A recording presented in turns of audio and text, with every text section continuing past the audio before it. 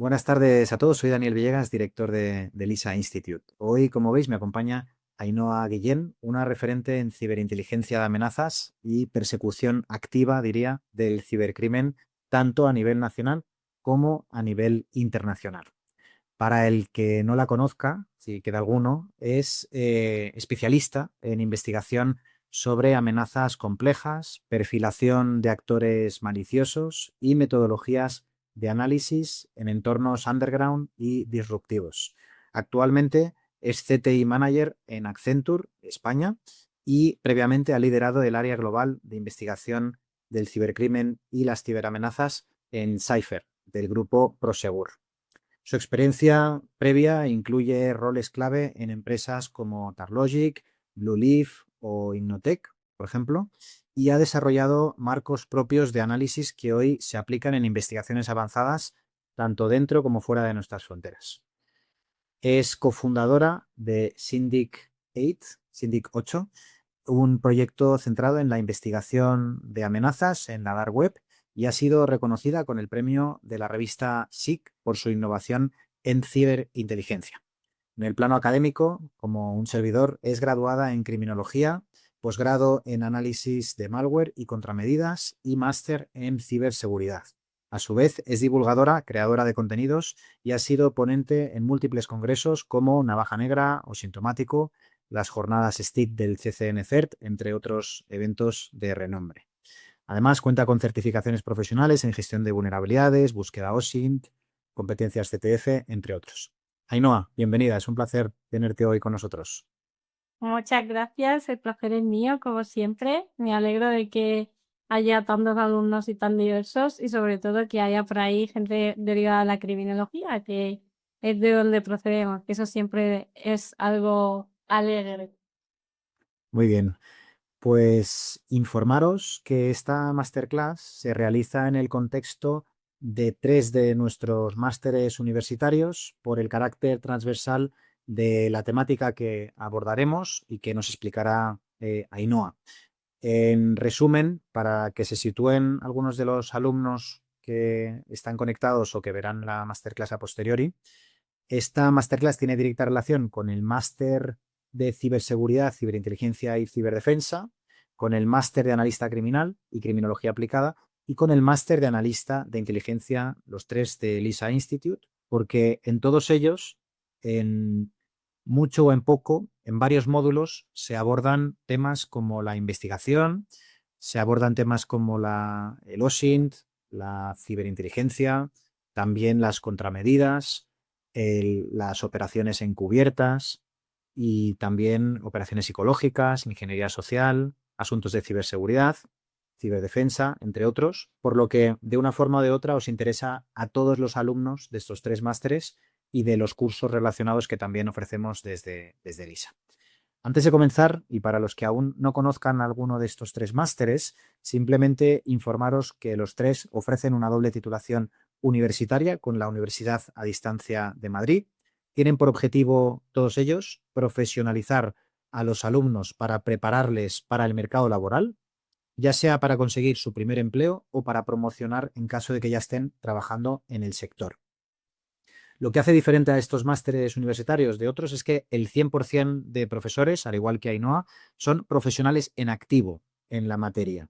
Son personas que enseñan desde la experiencia, compartiendo sus errores, sus aciertos y, por tanto, ejemplificando en primera persona cómo se trabaja, cómo se debería trabajar para poder aportar valor, ¿no?, en vuestras respectivas empresas, instituciones públicas u organismos internacionales. Otra de las características fundamentales de los másteres de LISA es que son online, que son flexibles, prácticos, inmersivos y muy interactivos. Creamos escenarios profesionales simulados con herramientas profesionales para poder resolver casos reales, misiones reales, acompañados de mentores profesionales en activo, ¿no?, que creemos que es la mejor forma de aprender disciplinas complejas como las que hablaremos hoy y sobre todo que implican tener una serie de conocimientos, una serie de habilidades, pero también una serie de actitudes. Y estas actitudes solo se aprenden trabajando en equipo, trabajando con personas, no lobos solitarios, eso solo está en las películas, y de la mano de aquellos que ya han cruzado esos caminos antes de nosotros, ¿no? Que son los profesores y mentores que forman parte de nuestros programas formativos. Así que aquellos que estéis interesados, no dudéis en pedir entrevista de admisión. Todos ellos tienen inscripciones abiertas a día de hoy y algunos de ellos ya tienen las últimas plazas para cubrirse, que empiezan en unos meses. Así que no dudéis en pedir cita, asesoramiento o mentorización si lo necesitáis. Comencemos, Ainhoa, con un primer bloque. Antes de compartir pantalla, antes de exponer la presentación que has preparado. Y son preguntas relacionadas con tu trayectoria, con tu perfil, porque creo que puede ser inspirador para muchos de los alumnos o asistentes a la masterclass, porque probablemente se vean en tu misma situación hace unos años y les pueda servir también de referencia, ¿no? Para tomar ciertas decisiones e inspirarse en su caso particular. Así que empezaré por preguntarte por qué decidiste en su día estudiar criminología. ¿Qué fue lo que te atrajo? Pues todo empezó porque, bueno, yo me he criado en un barrio muy, muy humilde en Murcia, de estos barrios conflictivos donde el crimen está a la orden del día. Entonces creo que al crecer en ese ambiente, pues, y al mirarlo quizá como con esa pena de pobre gente que se queda abocada a este tipo de actividades porque realmente parece que no tiene otra salida en la vida o que no tiene otra forma de vivir la vida. Entonces, vi en criminología una rama que trataba precisamente de dar respuesta y explicación a un poco el contexto cultural y social donde yo me había criado, ¿no? Entonces, movía un poco por el afán de hacer algo y también movía un poco por también como el misterio que rodea esa carrera y también en aquella época pues era como también bastante nueva y demás, decidí tomar esa decisión. También es cierto que me gustaba mucho la psicología, me gustaba mucho la psiquiatría y siempre me ha gustado un poco todo lo que es el comportamiento humano, ¿no? De hecho, yo siempre cuento que desde que era muy, muy pequeña, prácticamente desde que tengo uso de razón, yo siempre me paraba a pensar, si yo digo esto, la otra persona va a pensar esto, entonces si yo quiero que esa persona piense esto, yo tengo que hacer decir esto. Siempre estaba como muy pendiente de qué pensaba o cómo pensaba la gente y al final pues creo que criminología representaba todo eso, así que fue una decisión muy, muy vocacional. Compartimos varias de las pasiones y de los ejemplos que has puesto que me motivaron a mí también en su día a estudiar y licenciarme en criminología. Pero entiendo, no has mencionado ningún caso del ámbito ciber. Entiendo que cuando empezaste criminología no tenías en mente aún ¿No? especializarte en cibercrimen, en ciberinteligencia. ¿Qué fue lo que te llevó a escoger estas disciplinas? Pues fue durante la carrera, creo que fue en segundo o tercero de carrera, no lo recuerdo bien. Si bien es cierto de que yo siempre he estado muy ligada a la informática, a mí me regalaron el primer ordenador con 8 años, de hecho me lo regalaron por mi comunión, así que prácticamente digamos que toda mi adolescencia y todo ha girado en torno a un ordenador, de hecho pues, sabía hacer ya bastantes cosas y tenía bastante idea, de hecho por aquella época pues yo ya había entrado en la Deep Web, había cotillado cosas y tal. Y me acuerdo de que vino la Guardia Civil a darnos un taller de ciberdelincuencia. Y claro, yo me puse en primera fila porque era un tema que me interesaba muchísimo. Y entonces empecé a hacerles preguntas y a decirle, pero esto no es así realmente, esto es así, ¿no? Pero yo he entrado en la Deep Web y esto en realidad no es para tanto, no sé qué. Y ya me dijeron como, ten cuidado, que te tenemos fichada. Y ahí pues me empecé a interesar y dije, oye, que si dentro de Fuerzas y Cuerpos te puedes dedicar a esto y yo lo llevo haciendo desde que soy muy pequeña, pues eso que tengo adelantado. Entonces decidí cogerme de optativa en cuarto la asignatura de ciberdelincuencia y hacer el TFG. De hecho, yo lo hice el análisis de WannaCry, de aquel ransomware que por allá por 2017 asoló el país.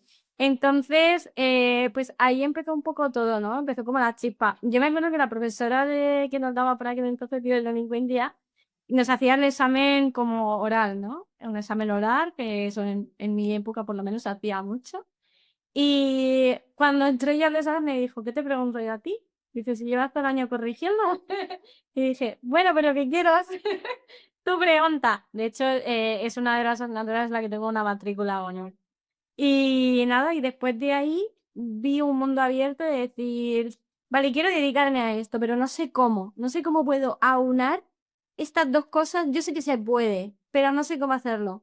Y ese mismo año que yo había terminado ya la presentación del TFG, que además fue en septiembre, me enteré de que había un congreso de ciberseguridad, Navaja Negra, en Albacete, y dije, voy a ir y voy a enterarme de qué es esto, para poder ver dónde encuentro yo mi hueco. Y bueno, yo quedé absolutamente maravillada por esa navaja negra. Fue como, wow, no me enteré de nada en las charlas, pero yo quiero enterarme. ¿Qué me iba a decir a mí que años después iba a ser yo la que iba a estar en ese escenario dando ponencias, ¿no? Y a raíz de ahí dije, voy a por todas. Empecé a hacer cursos, hasta que conseguí mi primer trabajo, que fue Innotec, el primero que me dio la oportunidad. Y pues hasta el día de hoy no he dejado de estudiar prácticamente, yo creo que no me tiro más de 2 meses sin estudiar algo nuevo. O sea, es una, eso de que dicen, parece un mito, ¿no? Tienes que tirarte toda la vida estudiando. Yo creo que el ciber no es estudiar de la forma a lo mejor tradicional de tener que estudiar que algo para un examen, pero yo me veo en la necesidad de quitar, pues eso, cada 2 o 3 meses estoy aprendiendo una herramienta nueva, una técnica nueva, un método nuevo, y creo que también eso ha sido lo que ha enriquecido tantísimo el camino. En efecto, como pasa en otras profesiones como los médicos, ¿no? Que al final pues necesitan no dejar de formarse sobre los nuevos virus, sobre los nuevos patógenos y también sobre las nuevas soluciones, ¿no? Las nuevas contramedidas que permiten luchar o prevenir esos virus en un momento dado, ¿no? O sea que al final es el pan de cada día, te tiene que gustar el aprendizaje constante si uno quiere dedicarse a la ciberseguridad, a la ciberinteligencia o a la prevención, análisis o investigación del cibercrimen. Teniendo en cuenta esto, quería preguntarte, em, como criminólogos, al final hay diferentes vías de especialización, diferentes salidas. Una es toda la parte ciber, una de las que más auge está teniendo y a la que animamos a muchos alumnos a escoger y especializarse porque se van a asegurar que hay empleo asegurado en esta especialización. Pero, en tu opinión, ¿por qué crees que es tan importante que haya profesionales de la ciberseguridad que procedan de la criminología?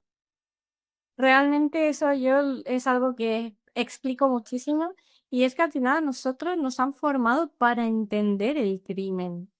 Al final, un perfil eminentemente técnico no se para a entender el ecosistema, no entiende cómo funciona realmente un crimen organizado, o no tiene las nociones básicas de la psicología que luego va a sustentar el medio criminal. ¿Qué pasa? Que eso hace que cuando trabajamos en un equipo donde cada uno procede de una disciplina, los criminólogos es donde creo que más se nota la aportación del análisis humano.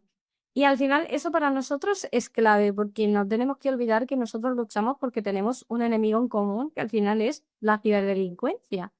Y necesitamos entenderla para poder luchar contra ella, necesitamos entender sus motivaciones y necesitamos entender cómo se organizan, cómo se estructuran las alianzas que se forman. Y al final creo que un criminólogo está especialmente especializado en eso. Tenemos las herramientas para poder entender de forma profunda cómo este fenómeno se mueve y evoluciona. Y además que también tenemos conocimientos del crimen tradicional, y hoy en día el cibercrimen no deja de ser otra forma de realizar los crímenes que ya eran tradicionales. Por ejemplo, estrileros, estafadores, etcétera, ha habido toda la vida, lo único que ahora utilizan medios digitales. Hasta los ladrones profesionalizados están empezando a utilizar las redes sociales como apoyo en este tipo de delitos. Entonces, es algo que nosotros ya llevamos perfectamente estudiado. Y luego también el gran apoyo a nivel de prevención. A nosotros creo que nos han metido muchísimo en las venas la prevención, y queremos como que ese daño no se llegue a producir, porque como sabemos que es más difícil curar que prevenir. Entonces, siempre abogamos por hoy un plan de protección, un plan de seguridad. También es algo que nos han enseñado a hacer. Entonces, tenemos herramientas súper valiosas que parece que a veces, o igual los alumnos decir, salgo de la carrera y siento que no he aprendido nada. Y yo es como, eso es lo que tú te crees, pero ya verás como cuando yo te diga que tienes que hacerte este plan o que tienes que hacer esta tarea, te vas a dar cuenta de que sí has aprendido un montón de cosas. Y es lo que más noto en este tipo de departamentos, porque al final a un perfil informático le encanta lo técnico y le encanta el cómo o el porqué de qué ha pasado dentro del ordenador, pero no sé para pensar, ¿por qué este grupo se está profesionalizando tanto? ¿Por qué este grupo tiene tantos adeptos? Oye, ¿por qué en este grupo hay un líder y todo el mundo sigue a pie juntillas lo que diga? Pues eso lo explicamos los criminólogos. Muy bien explicado, estoy infinitamente de acuerdo con todo lo que has dicho y creo que debería hacer reflexionar, ¿no? a muchos profesionales en activo a la hora de valorar candidatos o candidatas para contratar en ciertos sectores el perfil de los criminólogos, de los expertos en criminología, porque tienen esa multidisciplinariedad, esa visión heterogénea del ecosistema de la criminalidad y la cibercriminalidad, que con un máster en ciberseguridad o con mucho esfuerzo autodidacta, ¿no? Que también se puede, pues pueden adquirir habilidades que les permitan ocupar puestos con una aportación de valor pues significativa, ¿no? Sí. Y relacionada con esas habilidades, en tu opinión, las preguntas que se estarán haciendo algunos de los asistentes a la masterclass, ya sí, pero es que eso de ciber es que es muy complicado. Eso de ciber es que esa pantalla negra con tantas letras, es que yo tampoco es que sea muy bueno con temas de hardware o con temas de software. En tu opinión, ¿qué habilidades mínimas, básicas debería tener alguien que quiera adentrarse en el mundo, ya sea con background de criminología o no, o cualquier otro, para decir, pues voy a darle una oportunidad a especializarme a esto de la ciberseguridad, de la ciberinteligencia o de la persecución del cibercrimen, ¿no? ¿Qué habilidades mínimas consideras importante que tengan cualquier candidato que quiera especializarse en este tema? Pues mira, me gusta mucho que me lo preguntes porque un día a mí como de forma despectiva me dijeron que solo era una criminóloga que no sabía tirar una línea de código. Y para darle ánimo a toda esa gente que piensa como que esto es muy difícil, como que ves una barrera en la tecnología, yo puedo asegurar que sigo sin saber tirar una línea de código y llevo más de 8 años trabajando. No es tan difícil como parece. O sea, al final la tecnología es práctica. La habilidad esencial que debemos tener es la curiosidad. Nos tiene que causar curiosidad lo que estamos haciendo y nos tiene que dar como mm, ese pronto de decir, quiero saber qué pasa, quiero saber por qué pasa. Porque al final yo creo que es más importante tener actitud porque las habilidades técnicas se aprenden. Entonces, la curiosidad es el motor que lo mueve todo. Y luego, como análisis, o sea, como habilidad, la capacidad analítica. O sea, si tú eres una persona que le gusta saber el porqué de las cosas y las razones que hay detrás y que te haces como eso de, no, claro, es que esto es así por esto y esto y esto, y claro, tiene sentido. Si tienes ese tipo de razonamiento analítico, ya por ejemplo tienes un mundo ganado. Porque al final la parte tecnológica funciona muy así, ¿no? Es muy analítica, al final es lógica, muy estructurada. Y las herramientas hoy en día se hacen de forma muy intuitiva, no son complejas de analizar. Sí que es verdad que si te quisiera meter en una rama muy, muy, muy técnica, que hoy en día es bastante raro, también se hace de forma muy progresiva. Es que lo vas a hacer al cabo de 4 o 5 años de experiencia profesional, te va a dar tiempo de sobra aprender. Entonces, los puestos donde tú sueles empezar realmente no te tienen que dar ningún tipo de sofoco y pensar que es una barrera. Luego, otra habilidad que me parece clave y que hay que desarrollar es el inglés. Me parece fundamental en informática y hay gente que esto sí que es una barrera, pero es verdad que casi todos los papers, investigaciones, manuales, a nivel, pues también la informática funciona todo con la base del inglés. Sí que es importante también desarrollar competencias en este idioma. Cuanto más mejor. El ideal, bueno, el ruso sería ya como súper ideal. Pero te diría que esas serían como las tres habilidades principales que creo que son mucho más necesarias. De hecho, yo cuando pues algún criminólogo me ha preguntado por LinkedIn, etcétera, me ha dicho, es que claro, yo soy de letras, me han dicho, ¿no? Como, ¿cómo me voy a meter a alfiler si yo soy de letras? Yo tengo muchas alumnas de cuando daba clase en cuarto de criminología que les he recomendado máster de ciberseguridad eminentemente técnicos, diseñado para ingenieros, y se han sacado el máster sin ningún tipo de problema. Porque no es, de verdad que parece mucho, pero no lo es. No te imagines esa pantalla negra y tú programando y aprendiendo un lenguaje de programación nuevo. No es necesario. ¿Enriquece? Sí, pero no es necesario. De hecho, ya os digo, por ejemplo, no en mi caso. Yo soy una persona con formación técnica, que tengo por ahí mi análisis de malware, mi forense y demás, y no he necesitado nunca saber programar, por ejemplo, porque he tenido otros compañeros que sí lo hacían y me apoyaban. Entonces, el querer es poder. Por añadir dos comentarios que solemos incluir nosotros en cualquier mentoría, alumnos que nos vienen pidiendo asesoramiento para los máster o para los cursos y tal, decir en línea con lo que comentabas, que al final las empresas tienen equipos multidisciplinares donde hay perfiles técnicos y perfiles no técnicos. De hecho, nuestro máster de ciberseguridad, ciberintegridad y ciberdefensa acepta perfiles que no sean técnicos ni quieran ser técnicos y perfiles técnicos que quieran mejorar su técnica, porque ambos tienen que aprender a convivir. Ambos tienen que aprender a hablar el mismo idioma, coordinarse y que cada uno haga donde es realmente bueno, porque se necesitan de los dos perfiles en ciberseguridad, ¿no? Si no, estaríamos cojos. Esa empresa, esa institución estaría completamente coja, ¿no? Entonces, por un lado es perfiles multidisciplinares, donde tú puedes ser técnico o no, y por el otro, para aquellas partes que puedan ser más técnicas, está hoy día la inteligencia artificial, que hay, aparte de que hay muchas herramientas no code que no necesitas saber ni tirar una línea de código para utilizarlas y para construir herramientas o software, inclusive, la inteligencia artificial hoy día se va a cargar muchos puestos técnicos que solo tengan la capacidad de programar, que no tengan la capa de análisis que estaba comentando Ainhoa. Entonces, cada día que pasa es más fácil programar, cada día que pasa es menos relevante saber programar para los trabajos que van a perdurar y que van a sobrevivir a la inteligencia artificial, por lo que no suponga una disuasión para aquellos que queráis seguir los pasos de Ainhoa o especializaros en algún ámbito que parece técnico a priori y con mucha pantalla negra y con mucha capucha y con mucha, digamos, con muchos tecnicismos o palabras que a priori pueden parecer disuasorios, pero que a la que se familiariza uno con ellos y se entiende esa dinámica de trabajo, se da cuenta uno que quizás no se necesitaba ser tan técnico como parecía en primera instancia, ¿no? O sea que aquellos no técnicos os animamos a empezar. Y por último, antes de comenzar con la ponencia, me gustaría preguntarte también, porque es algo común que nos preguntan los alumnos, que dentro del ámbito de la ciberseguridad, de la ciberinteligencia y en otras ramas conexas a estas, hay infinidad de especializaciones posible. Hay una cantidad ingente de másteres, de cursos, de certificados técnicos.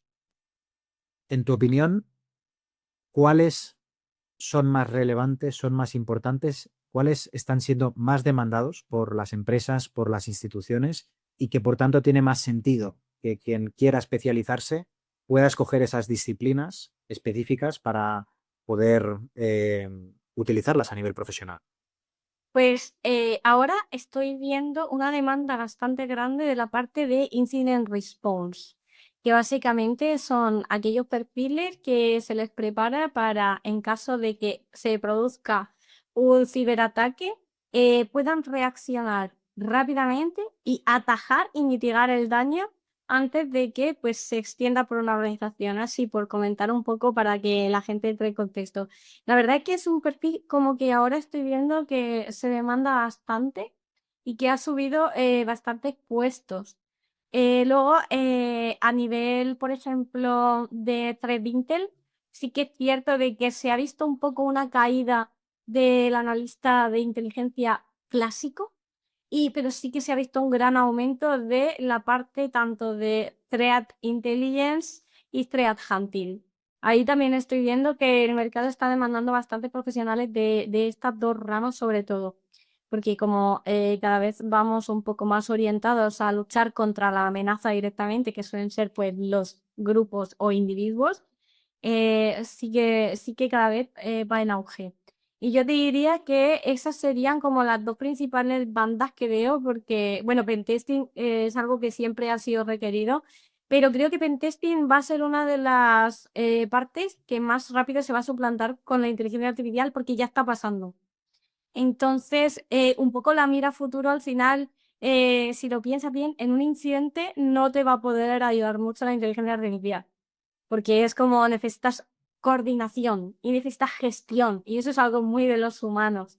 Y tengo que avisar aquí, tengo que avisar a la Agencia de Protección de Datos en margen de tantas horas y tengo que mandar este aviso a clientes o participantes. El gestionar todo eso creo que se queda fuera un poco de la inteligencia artificial. Y la parte nuestra de caza de amenazas, pues necesitamos cazarlas de forma activa y no tanto como se venía haciendo anteriormente, que ya era a toro pasado, ¿no? De forma un poco más pasiva. Así que también sería como lo principal. Yo te diría que es lo que ahora mismo, el último año, he venido más o menos observando. Hay bastantes preguntas que no puedo evitar preguntarte solo una más de ellas antes de la ponencia, que varios alumnos de LISA y miembros de LISA Comunidad también a través del Discord nos preguntan lo mismo. Concretamente Víctor Nieto, un alumno del máster analista criminal que lo está realizando en la actualidad, pregunta si hace falta tener carrera universitaria para trabajar y dedicarte a este mundo tan fascinante, ¿no? De lo ciber. No, absolutamente no. De hecho, por ejemplo, de las personas más brillantes que conozco en ciberseguridad, algunas no tienen ni siquiera el grado de la ESO. Es decir, me explico, que esto no quiere decir que no estudiéis precisamente. Al final esto tiene más que ver con la capacidad de ser autodidacta y de la capacidad de querer saber que con un título universitario. De hecho, a mí me gusta mucho de la rama de ciberseguridad que todavía no se ha contagiado de esa titulitis un poco made in Spain que sufren otros gremios y que en una entrevista técnica van a valorar lo que tú sepas, lo diga el papel o no. Pero, aquí siempre hay un pero, y coincide con lo que yo he observado de esos perfiles que pues no tienen ningún tipo de formación reglada, sí que tienen certificaciones. Es decir, lo que han hecho ha sido como una salida de la caja, algo muy típico también en ciberseguridad, y se han decantado por estudiar certificaciones como el CompTIA, como el OSCP, etcétera, etcétera, y eso es lo que avala su conocimiento que han aprendido de forma totalmente autodidacta. Yo tengo compañeros que vienen de ciencias políticas, tengo compañeros que vienen de psicología, he tenido un compañero que venía hasta de biología.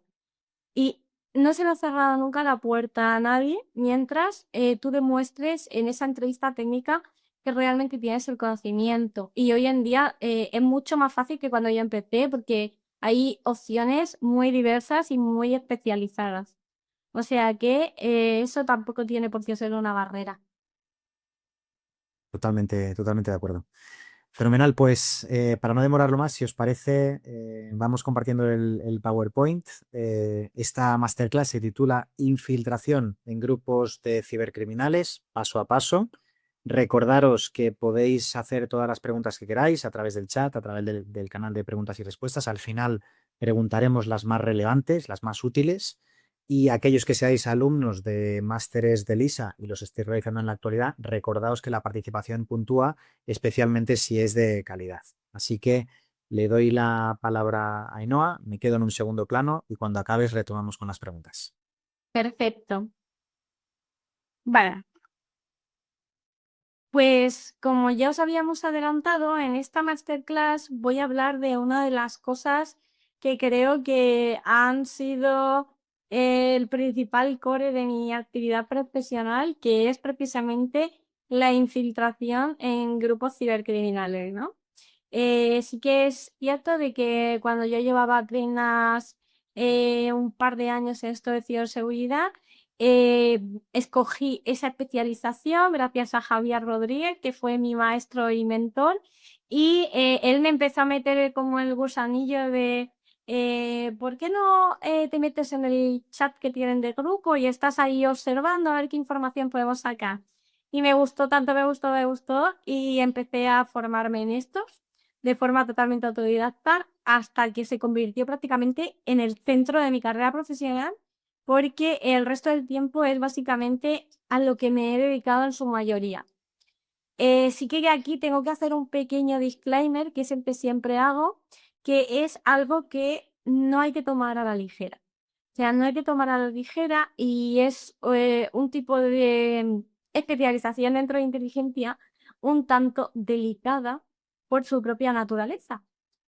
Como podemos todos entender, infiltrarse en un grupo básicamente quiere decir que tú te vas a crear una identidad ficticia con el fin de llegar a establecer relaciones con cibercriminales, con el fin de recapitular información y analizarla y crear un nuevo conocimiento que aporte valor a la comunidad.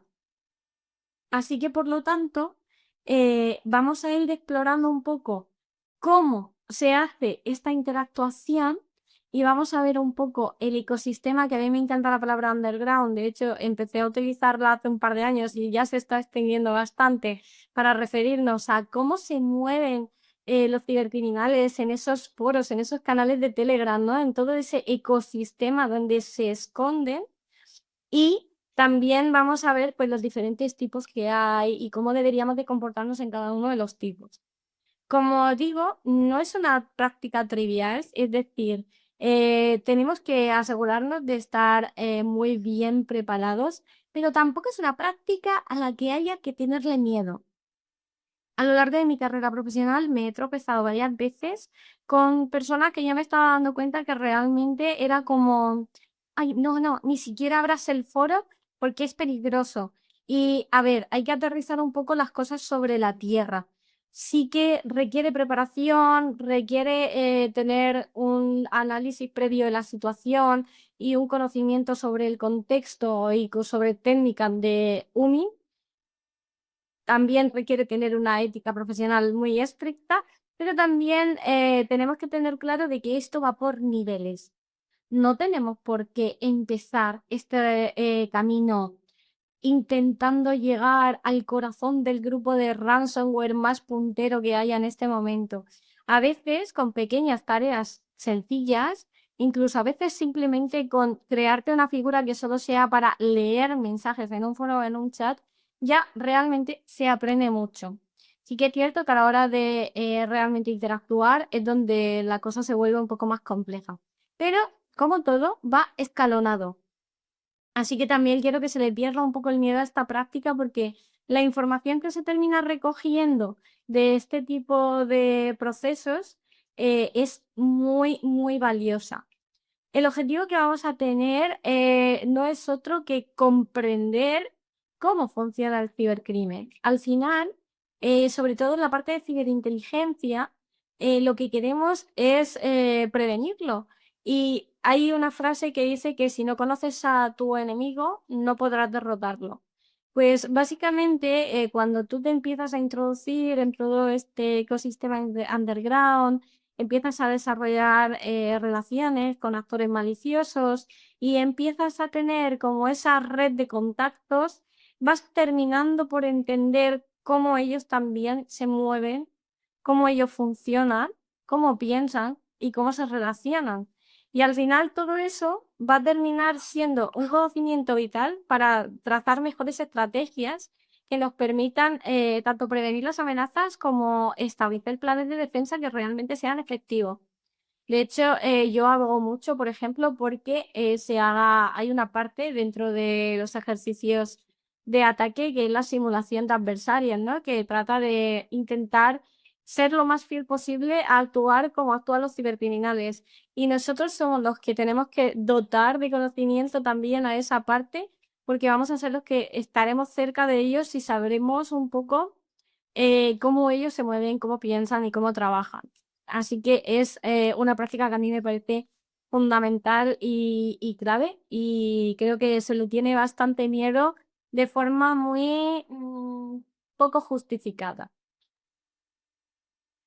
Primero, vamos a empezar por aclarar un poco el término underground, ¿no? Que es un término particular que una tarde un compañero y yo decidimos crear y utilizar de forma fiel, ya que creo que representa muy bien lo que actualmente está ocurriendo en el ecosistema del cibercrimen.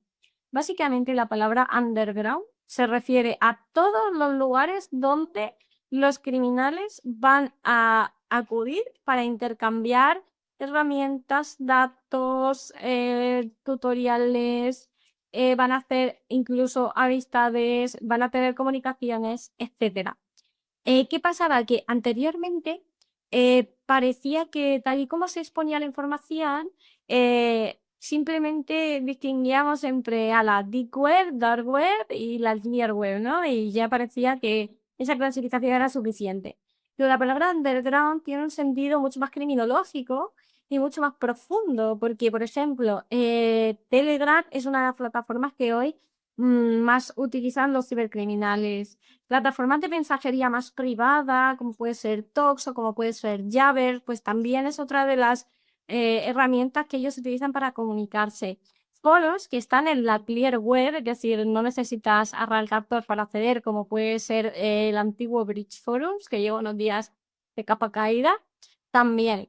Entonces queríamos un término que pudiera aunar todos esos canales en uno, sin que tuvieran la diferenciación de esto es Deep Web, esto es Dark Web, ¿esto qué es? Pues no, simplemente el término underground se refiere a todos los canales posibles que la ciberdelincuencia utiliza para moverse, para comunicarse y al final es donde queda registrada la información. Al final, nosotros vamos a necesitar monitorizar estos canales y también interactuar con los canales, como he dicho antes, siempre de forma controlada.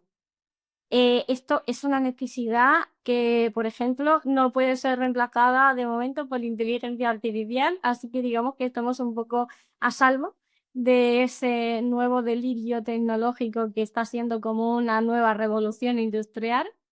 Y la interactuación humana debe ser también regida por la ética más exquisita que un analista pueda desarrollar.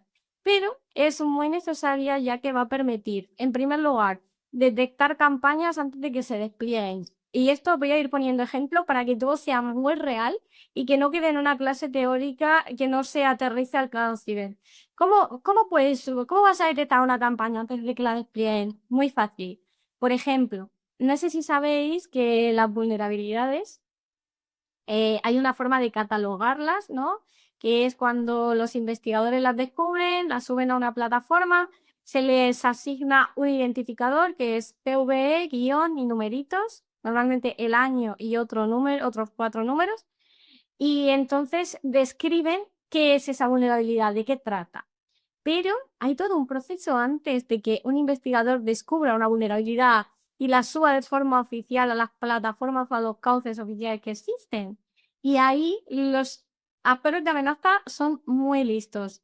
A ese tipo de campañas, por ejemplo, si vemos que en foros donde se comparte información hay cibercriminales que están comentando entre ellos, he descubierto una vulnerabilidad en este producto que si explotas esto de esta manera puedes tener un acceso, ellos no van a ir a la fuente oficial a denunciar la vulnerabilidad, como es lógico.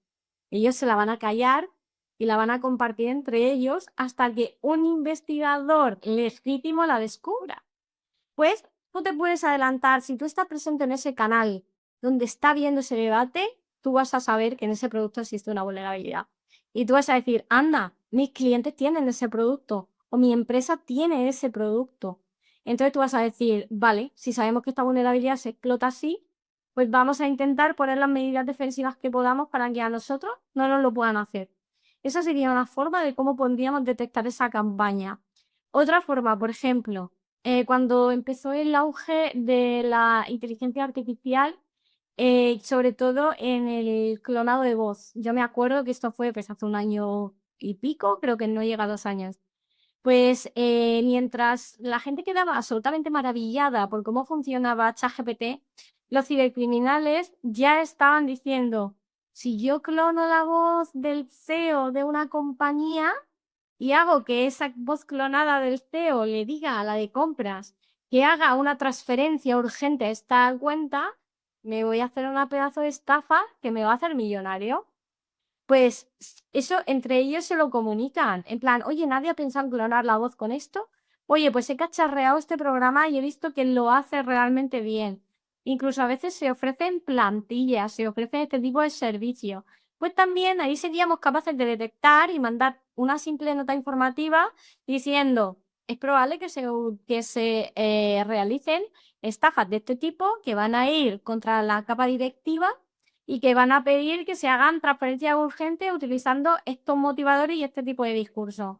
Pues ya lo podemos detectar antes que nadie. Esos solo son un par de ejemplos que podrían enriquecer toda nuestra campaña de defensa. Luego, estudiar TTP reales, realistas. ¿Qué son las TTP? Técnicas, tácticas y procedimientos. Es decir, digamos que es como el modus operandi de cómo los actores trabajan. ¿Por qué digo estudiar TTPs reales? Porque tenemos un marco que nos rige actualmente, que es el marco de Mitre, donde salen detalladas pues, todas esas técnicas, tácticas y procedimientos que habitualmente se usan. ¿Qué pasa? Que la cibercriminalidad avanza demasiado rápido. Ellos siempre son pioneros y al final siempre van un paso por delante de los investigadores legítimos, básicamente porque ellos pueden cometer ilegalidades y traspasar fronteras que desgraciadamente los investigadores legítimos pues no podemos, ¿no?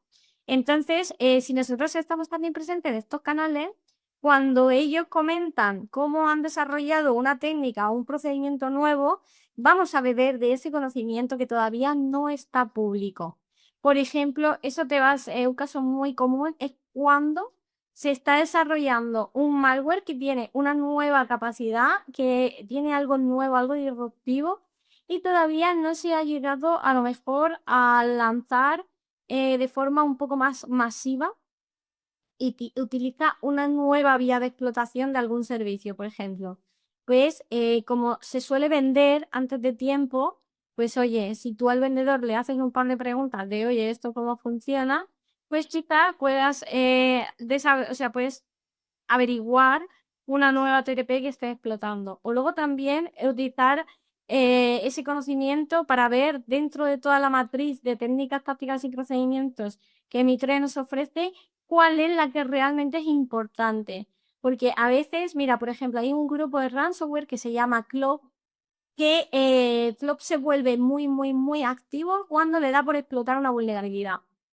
Normalmente, la gente que lo conforma suele tener este tipo de modus operandi de forma muy repetida en el tiempo, que es, si hay una vulnerabilidad que es relativamente sencilla de explotar, aunque ellos han desarrollado un exploit más o menos automático, van a ir a piñón, a por toda la víctima que se le ponga por delante que sea susceptible de caer en esta vulnerabilidad.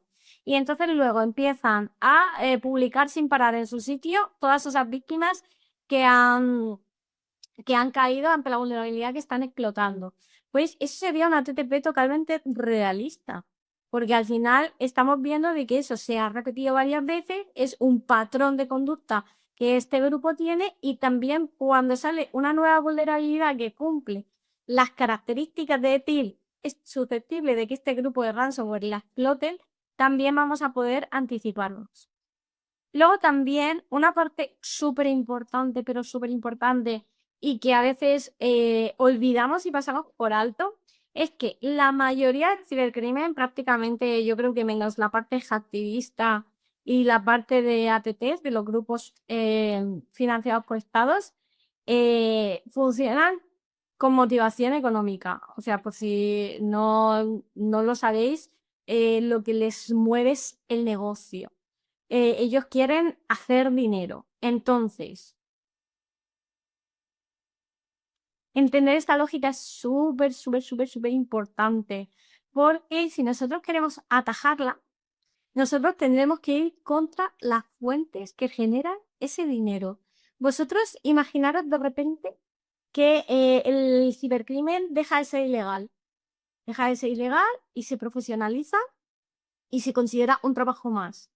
Sería un trabajo sumamente lucrativo. Hay estudios que informaban el año pasado de que el cibercrimen ya poseía el tercer puesto en el PIB mundial. Es decir, el cibercrimen conformaba una fortuna que solo era superada por China y Estados Unidos. Digamos que si se juntaran todos serían el país más rico prácticamente del mundo, porque tampoco es que se pueda medir toda la economía sumergida que esto genera. Entonces, si nosotros entendemos que ellos funcionan con esa motivación y que tienen una visión de negocio, vamos a poder atajarlo de forma más efectiva.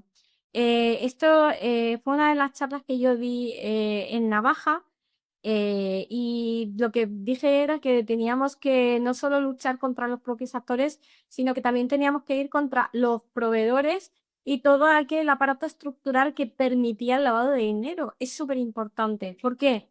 Porque si nosotros conseguimos que deje de ser lucrativo, que algo, la gente no pague los rescates, que la gente no pique y no se le pueda robar dinero directamente de una cuenta bancaria, ellos van a dejar de estar interesados en ese negocio.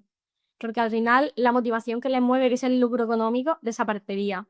Entender esto es súper, súper importante, porque también te permite ver cómo van a evolucionar. Y vas a ver que ciertas cosas son como activos en bolsa, que lo que hoy parece que vale mucho, mañana ya no vale tanto. Eso ha pasado con los datos, por ejemplo.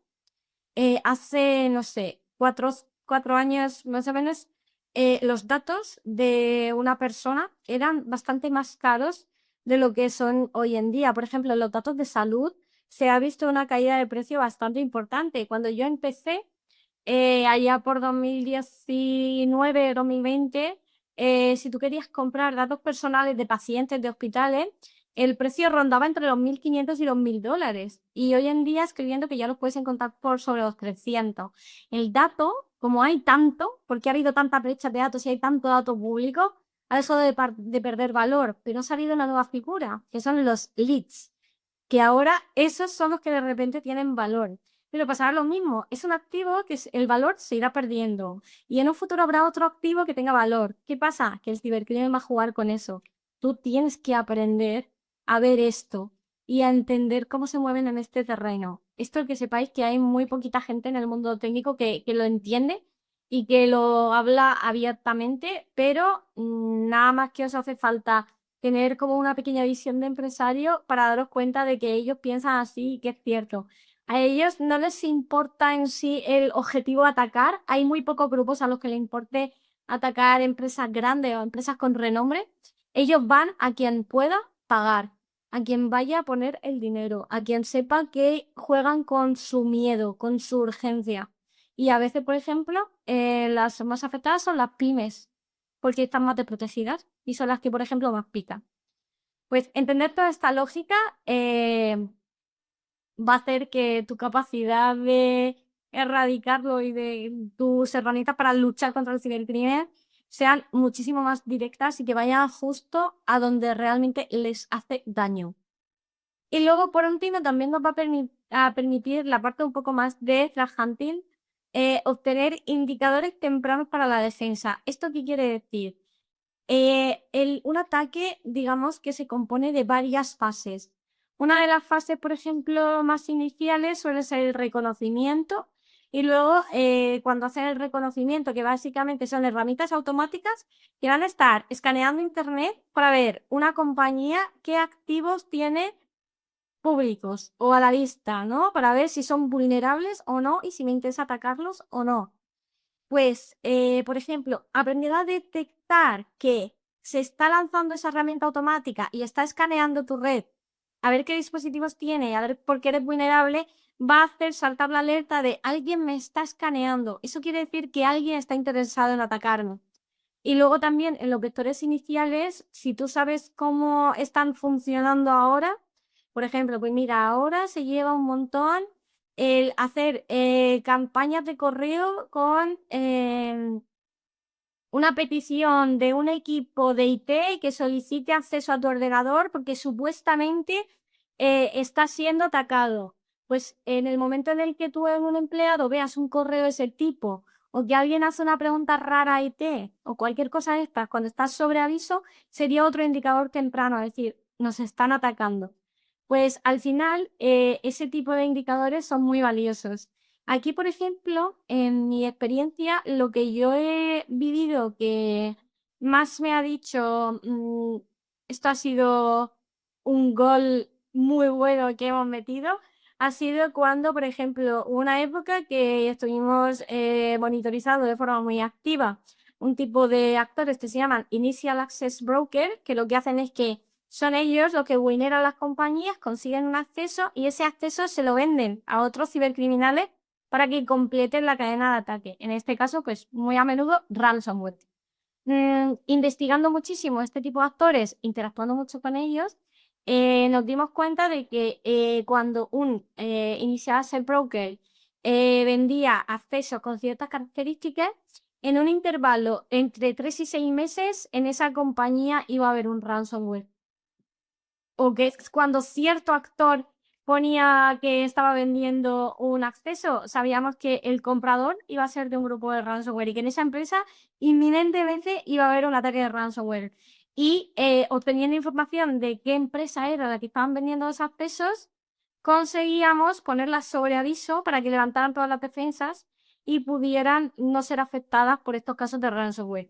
Y tuvimos más de una victoria simplemente monitorizando este tipo de actores, para que veáis lo sumamente valiosa que puede ser una interactuación en todo este tipo de ecosistema underground, ¿no? Así que tiene muchísimos puntos fuertes y ahora creo que podéis entender un poco más por qué es tan importante que este tipo de tareas se desarrollen. Vamos a hablar un poco ahora de los canales, ¿no? De aquellos tipos de canales que existen y lo vamos a hacer en base a, digamos, 3 criterios, que es su orientación, su nivel de acceso y su finalidad. Y vamos a ir explicando un poco ejemplos de cada uno y cómo podríamos aprovecharlos al máximo.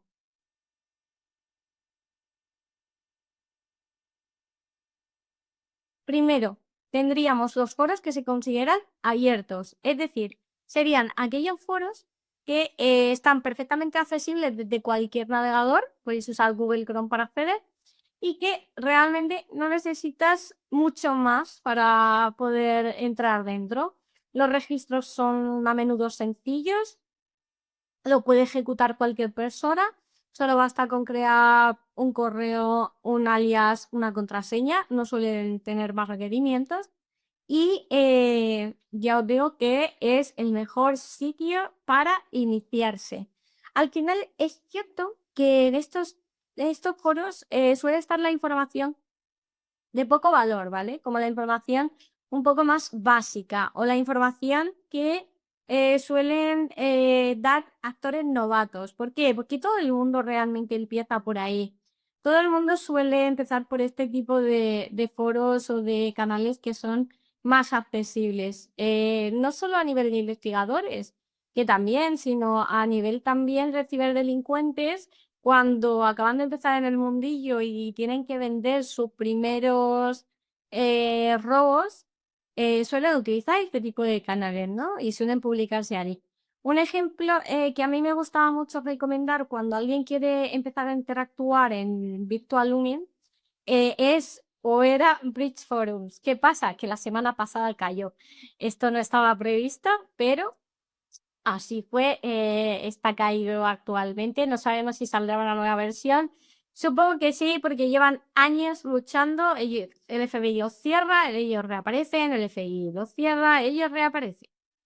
Pero era un foro donde era muy sencillito interactuar y donde era muy sencillo empezar a tener algunas relaciones, empezar a interesarse pues por las temáticas que van publicando y además era muy sencillo de moverse porque tenía las secciones eran muy claras y todo era muy intuitivo.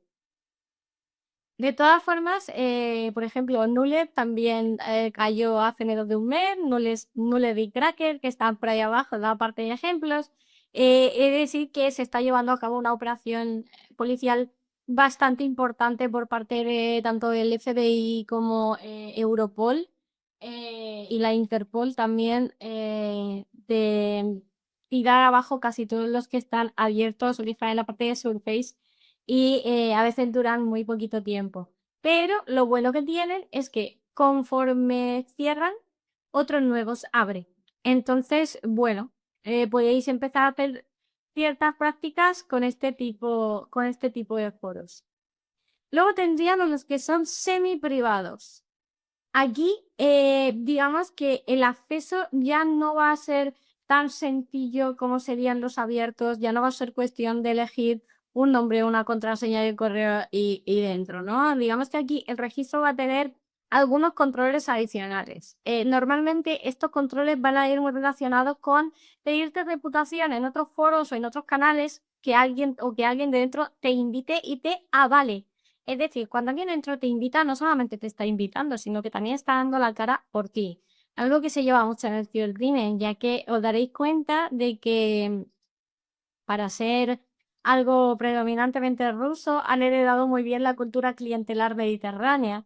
Es decir, funcionan mucho por relaciones sociales. Si tú eres mi amigo, tú entras. Si no eres mi amigo, pues te quedas fuera.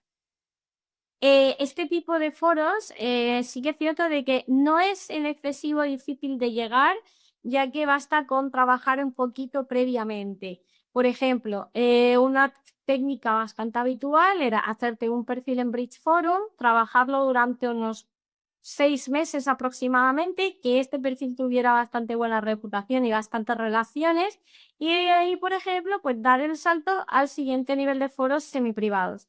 En este caso, pues aquí podría entrar, por ejemplo, XSS, que para que el administrador acepte la creación de tu cuenta, o bien le das un buen motivo de por qué quieres crearte la cuenta en XSS, o bien tienes reputación previa, aunque he de decir que desde que el último cierre que tuvo Bridge Forums, digamos que los usuarios con reputación en Bridge Forums no eran precisamente bienvenidos en XSS, pero anteriormente sí que era una técnica que funcionaba bastante bien. Luego tendríamos el siguiente nivel, que serían los privados, ¿no? Los que se consideran dark o cerrados. Que en estos sí que solamente vamos a poder hacer o por invitación de alguien de dentro o mediante pago. Al final ellos lo que quieren es ser una comunidad pequeña, con un perfil bajo y que esté bastante controlada. ¿Por qué? Porque normalmente la información que se suele mover aquí suele ser de nicho, suele estar muy especializada y también suele suponer un alto riesgo, es decir, suele ser información mucho más crítica y mucho más sensible. Un ejemplo de esto, por ejemplo, lo vemos en Exploiting, que, por ejemplo, el coste creo que iba por los 300, entre 300 y $500 o acceso porque alguien de dentro te invite. Y bueno, pues aquí hay, por ejemplo, a la hora de iniciarse broker, pues están muchísimo más especializados en industrias quizá más sensibles o y a nivel técnico pues son un poquito más, digamos, selectos con los encargos que aceptan o los compradores que ellos mismos aceptan, ¿no? Digamos que esta es la parte como más difícil. Ramp también podría formar parte de este tipo de foros, que por si no lo sabéis, Ramp es uno de los foros principales donde se movían los grupos de ransomware. ¿Qué pasa? Que también ha perdido muchísimo fuelle y como saben que hay mucha gente que ha accedido siendo investigadora y te está bastante monitorizado, la verdad es que ha caído bastante en desuso y hace pues bastante tiempo que no se le ve muchísima actividad. De hecho, yo creo que desde la primera intervención que tuvo en los BIT fue cuando cayó cuesta abajo sin frenos y hoy en día la verdad es que se usa muy poquito. Por eso yo digo que hoy en día el tema foros está bastante asediado, ¿no? Por todas las operaciones policiales y la gente está huyendo de los foros precisamente, pero todavía se puede sacar buena información. Y luego tendríamos los mercados, ¿no? No son foros como tal, pero son lugares donde se hacen intercambios de venta. Aquí hay miles, de hecho es una opción que cada vez están escogiendo más cibercriminales que lo que hacen es que se buscan su propia forma, o sea, se hacen su propia página web y pues hacen sus ventas a través de ahí, ¿no? Había una muy famosa, aunque luego se hizo famosa, pero en realidad luego resultó ser una estafa. Que lo que hacía era un actor que estaba muy especializado en dispositivos móviles, pues vendía los exploits que desarrollaba tanto para Android como para iOS por su propia página web. Normalmente hay otros tipos de mercados que no son tan individuales, que son como, pues hay varios vendedores y hay varias categorías. Es el típico donde puedes encontrar desde drogas hasta la típica categoría de renta hacker, ¿no? Pues en este tipo de cosas también tienen una parte muy interesante y que suelen tener algunos chats, donde la gente va ofreciendo también servicios, compraventa, va diciendo estoy interesado en buscar tal. Entonces también puedes estar ahí un poco vigilando qué información se mueve. Y otros es que llegan a tener hasta foros internos que solamente cuando te haces comprador real o vendedor real, puedes llegar a acceder a ese foro interno, ¿no? Esto ya es mucho más difícil de acceder y os diría que este tipo de accesos no son posibles para investigadores que no estén dentro de fuerzas y cuerpos de seguridad. Os recuerdo que tanto vender como comprar staff ilegal es un delito y está totalmente prohibido y no puedo recomendar nunca que hagáis este tipo de cosas y mucho menos sin tener un permiso específico de fuerzas y cuerpos. Es algo que es tremendamente delicado, ya que estarías comprando material ilegal robado, ¿no? Que también hay gente que se toma este tipo de cosas un poco a veces como muy a la ligera. Y además, también, tanto en los foros, en los abiertos es cierto que no pasa tanto, pero desde los privados hasta los dark markets, sí que también hay que tener muchísimo cuidado con no estorbar en operaciones policiales encubiertas, porque os recuerdo que las fuerzas y cuerpos de seguridad están continuamente trabajando y hacen esto mismo, se van infiltrando en este tipo de canales y a este tipo de grupos. Y a veces podemos llegar a entorpecer la investigación o incluso podemos llegar a ser parte de los investigados. Es un riesgo que debemos saber que existe y que debemos de poco a poco entrenar el ojo para aprender a detectarlo, darnos cuenta e intentar hacernos a un lado y no influir. Cuando ya sabemos qué tipo de canales podemos encontrar ahí fuera, la siguiente pregunta que tenemos que hacernos es ¿qué tipos de actores nos vamos a encontrar? Aquí os he puesto como los principales, ¿no? He hecho un poco una recapitulación de cuáles serían esas categorías principales que puedes ir encontrando, porque con cada uno vamos a interactuar de forma muy diferente.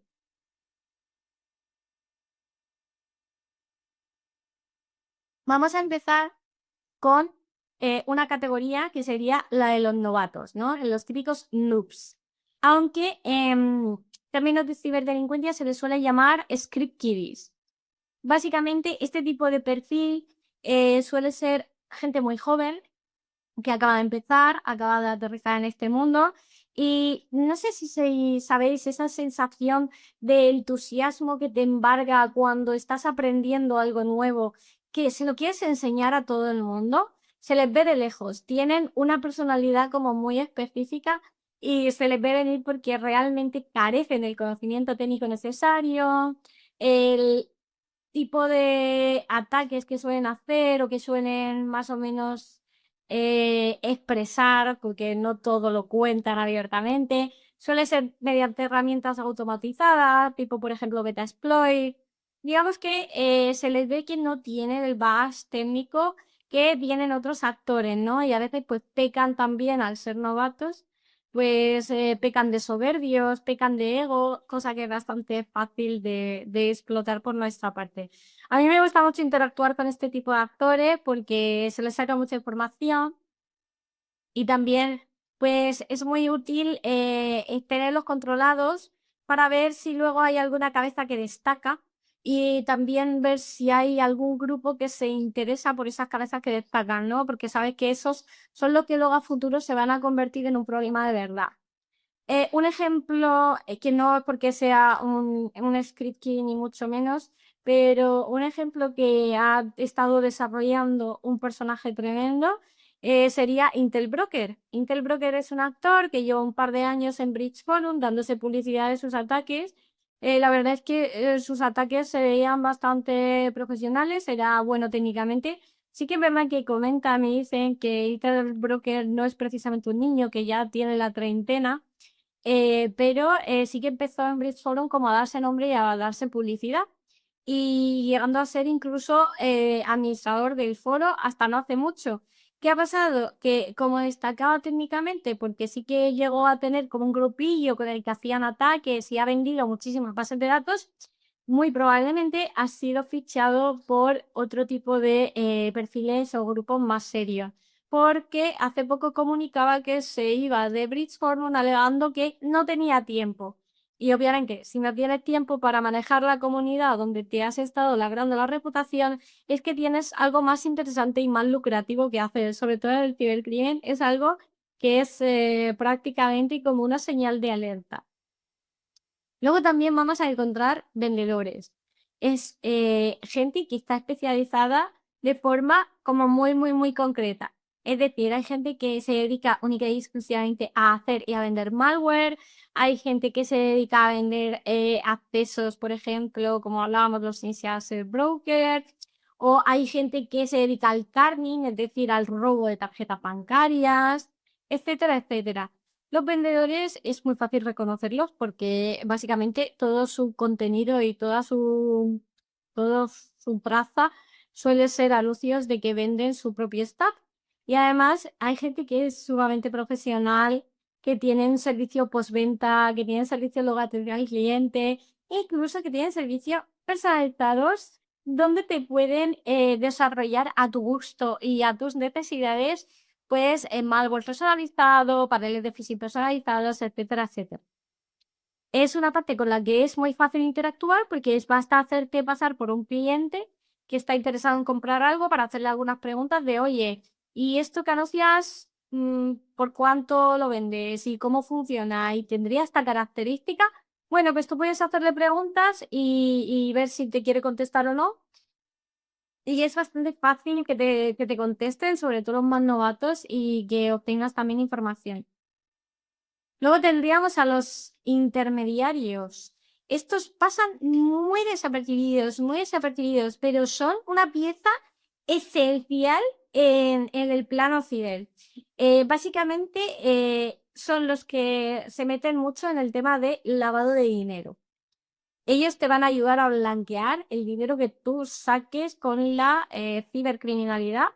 O también a gente que, por ejemplo, imaginaros un perfil como Intel Broker, que ya lleva un montón de ataques a cuestas y que quiere evolucionar en su carrera profesional dentro de la cibercriminalidad, pues habrá ciertos promotores que tengan contacto con grupos de ransomware y que te puedan entrevistar para ver si eres apto o no, para ponerte en contacto con ellos y que pases de ser un cibercriminal de poca monta a un afiliado que participe en un grupo de ransomware.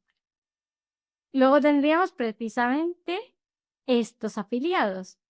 Para que tengáis una idea, digamos que hoy en día el puesto top, y si hoy en día todos los niños quieren ser youtubers, digamos que todos los cibercriminales quieren llegar a ser afiliados.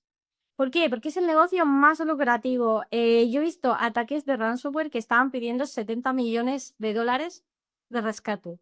70 millones de dólares en un solo ataque. Normalmente el afiliado se lleva entre el 80 y el 90% y el grupo solo entre un 10 y un 20%. Si hacéis un cálculo rápido de cuánto es el 80% de 70 millones, siguen siendo muchos millones, muchos. Entonces, es como el sueño de que los cibercriminales es el top en su carrera. Ya os digo que si eres lo suficientemente inteligente, con estar trabajando como afiliado en un grupo de ransomware un año, podrías hacer la fortuna suficiente para vivir prácticamente toda tu vida. Es tercer el motivo por lo que resulta tan atractivo. ¿Qué pasa? Que está reducido a muy poquitos. a muy poquitos. Realmente afiliados de grupos de ransomware hay bastante poco, gracias a Dios, ya bastante tenemos con los que hay. Y es bastante difícil, tienes que ser conocido y tienes que ser muy bueno y sobre todo tienes que tener algo que en el cibercrimen se valora muchísimo, que es lealtad.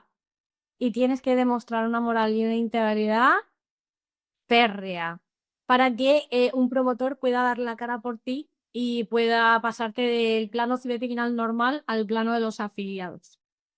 Luego también tenemos los desarrolladores, que es, bueno, la verdad es que los desarrolladores me inspiran a veces bastante simpatía, porque es esa gente que es una apasionada de crear y programar y van soltando luego sus cosas por ahí, a veces hasta gratis. Pero claro, son un peligro porque van a crear las herramientas que luego otros cibercriminales van a utilizar para atacar, ¿no? Así que mucho cuidado con ellos, que sí que es verdad que parecen como, pues, son como genios que se dedican a crear bichitos y monstruitos y los van luego liberando y luego pues pasa como los gremlins, ¿no? Que a partir de las 12 pues empieza a sembrar el caos. Y por último, los admins y moderadores. A mí me gusta mucho esta figura para interactuar con ella también, sobre todo en los foros más abiertos, porque no tienen por qué ser cibercriminales. De hecho, a menudo ni siquiera lo son. Es gente que simplemente es simpática y le gusta a la gente y le gusta estar conectado online 20 horas al día.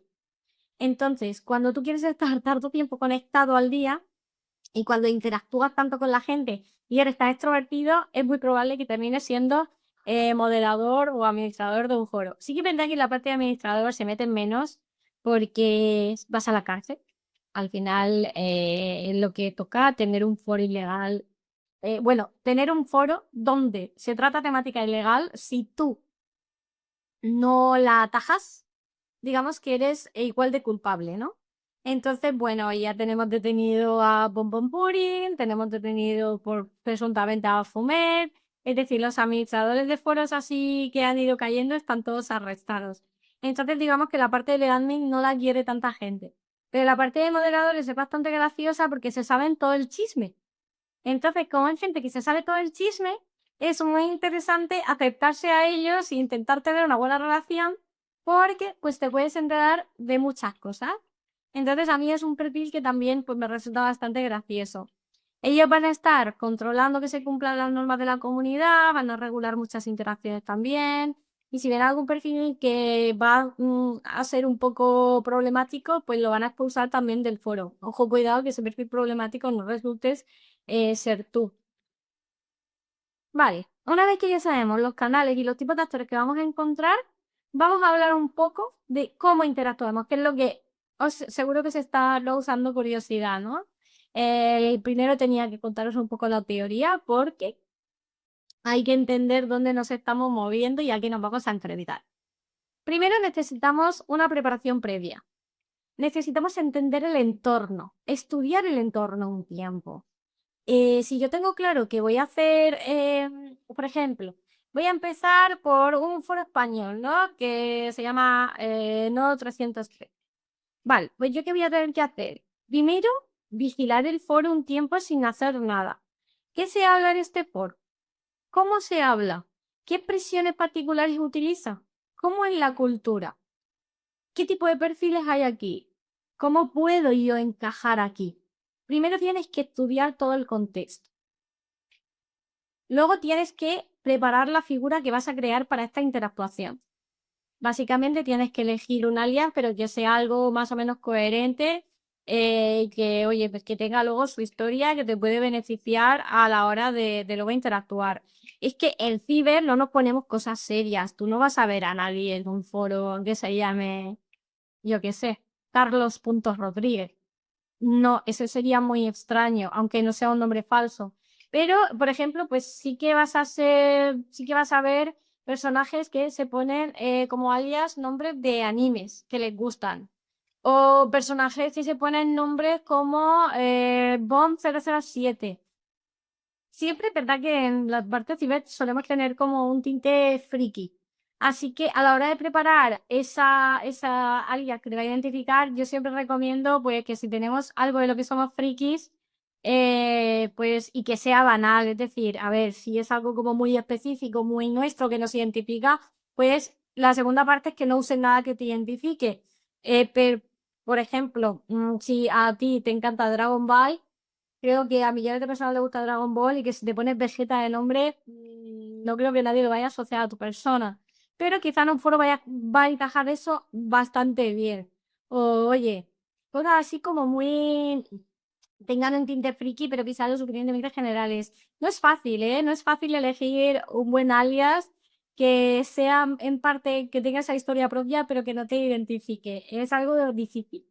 Pero tenemos que tomarnos un tiempo para poder elaborarlo bien, porque luego probablemente pues le podamos sacar partido. Luego, hay que tener un montón de cuidado con el tema del OPSEC, ¿no? O Operational Security, seguridad operacional o higiene operacional. Esto va de seguridad. Sí que es cierto de que no hay una diferencia aquí muy grande con la parte del crimen físico, y es que cuando hacías un int en el crimen físico te jugaban la vida literalmente. Lo bueno que tenemos al estar detrás de una pantalla es que, bueno, no tanto. Pero os aseguro que me ha pasado de que cuando llevan meses y meses, a lo mejor casi un año, trabajando en un perfil y en una cobertura, no te hace ninguna gracia que te lo tumben el trabajo de meses o de años por un error de OPSEC, porque a todos los novatos nos va a pasar, eso es algo que vamos a pasar por ahí. Entonces, típico consejo, no reutilices ningún correo ni ninguna contraseña, que todo esté creado aposta para crear esa identidad. Preferiblemente, si puedes, utilizar tu máquina virtual que esté dedicada, pero que no parezca una máquina virtual. Ahí hay un equilibrio que hay que aprender a tenerlo y que el entorno pues esté totalmente aislado de tu equipo. Luego, a la hora de navegación, pues siempre recomiendan Tor aunque ya lleva Tor una especie de VPN incorporada. Si no me puedo parar a explicar cómo funciona Tor, pero básicamente le llaman capas de cebolla porque vas saltando de un nodo a otro para perder el rastro de tu identidad. Pero como hay tantos nodos de Tor que son básicamente honeypot por parte de Fuerza de Cuerpo de Seguridad, pues siempre recomienda añadir una VPN o un proxy como capa adicional de seguridad. Y luego, no improvises. Es decir, piensa lo que haces. Aquí te van a estar evaluando todo el tiempo y si pillas a alguien que tenga las sospechas más o menos altas, probablemente va a dudar de ti a la mínima. Entonces, bueno, no es el mejor sitio que nosotros podamos utilizar en la improvisación, la verdad. Intentar pensar aquí con mucha cabeza. Cuando ya hayamos hecho toda esa fase previa y ya tengamos todo bien estructurado, va a llegar la parte de interacción controlada. Es decir, vamos a empezar con pequeños comentarios, ¿no? Generalmente esto yo lo estoy aplicando mucho a foros, pero también podéis extrapolarlo pues, a un canal de Telegram, a un grupo de Facebook, a lo que os apetezca. Primero, pues eso, no hay que parecer desesperado porque, ¿qué pasa? Que cuando estamos haciendo el párrafo por primera vez, sentimos la emoción del primer disparo, que hay una frase que a mí me gusta mucho que dice que no hay nada tan bonito como el ímpetu del primer disparo, ¿no?